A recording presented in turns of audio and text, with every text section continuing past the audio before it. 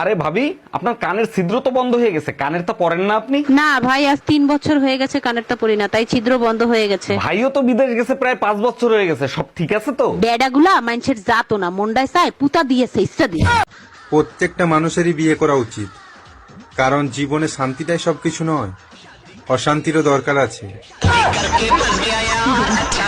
এই, তুমি বিয়ের সময় বলছিলে না যে 7 জনম পর্যন্ত আমার সাথে চলবা? হ্যাঁ বলছি, আর 7 জনম পর্যন্তই তোমার সাথে আমি চলবো। তাহলে বাইকের টায়ার পাঞ্চার হয়েছে, তুমি রিক্সা করে চলে আসছো কেন? 7 জনম চলবো বলছি, রোদের ভিতরে দাঁড়িয়ে থাকার কথা বলি নাই।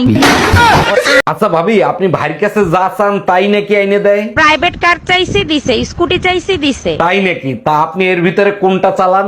আমি দুইটার একটাও চালাই না, আমি শুধু মুখটাই চালাই। এই আমার ফোনের না এমবি শেষ হয়ে গেছে। তোমার সাথে না পাশের ভাই ভাবির অনেক খাতির, তাদের ওয়াইফাই পাসওয়ার্ডটা একটু চাও না। আরে চাইছিলাম যে ভাবি একটু দেওন যাইবো। তারপর তাই লুচ্চা বেড়া আমরা কি করে বউ নাই গা।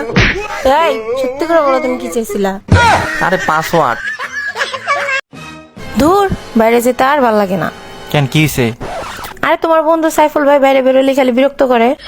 পাপ বাপেরও সারে না। আমি আবার কি পাপ করলাম? আরে তোমার বাপের কথা কই না, আমার বাপের কথা কই। কি পাপ করছো তুমি? আমি ওর তো মাঝে মাঝে সাইফুল ভাইয়ের পুকুরে ডিস্টার্ব করি। কি করো?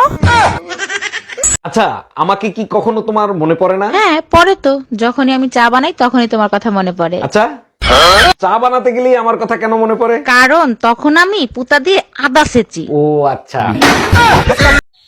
যাদের ঘরে বদ মিজাজি বউ আছে তাদেরকে বলতেছি, বউ পিটাইয়া কখনো মানুষ করা যায় না। তার সে এক কাজ করবেন, বাজার থেকে 2 কেজি গুড়া মাছ এনে দিবেন, দেখবেন ঠিক হয়ে গেছে।